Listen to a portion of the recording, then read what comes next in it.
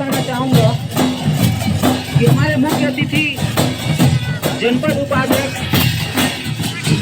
और किसान कांग्रेस जिला अध्यक्ष श्री अमित सिंह जो जी के द्वारा ये ग्राउंड का संचालीकरण दिए गए थे। जब हम लोग फर्स्ट बार यहाँ पे मैच करवाए तो उनको मुख्य अतिथि के तौर पे बुलाए थे यहाँ पे, और यहाँ जो घोषणा किया था उसको पूरा भी करके दिखाए। बहुत नेता ऐसे आते हैं कि यहाँ पे घोषणा करते हैं और काम पूरा नहीं होता है, लेकिन इन्होंने उस काम को करके दिखाया जिस काम को यहाँ पे घोषणा किए थे। ये मंच भी आज उन्हीं का देन है।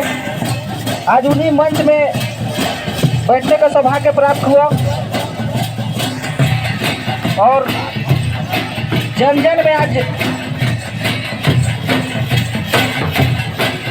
सबके दिल में राज करने वाले हमारे अमित सिंह देव जी,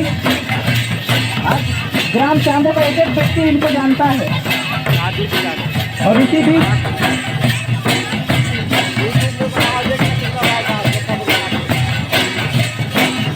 हमारे बीच जिला सदस्य जी का आगमन हो चुका है।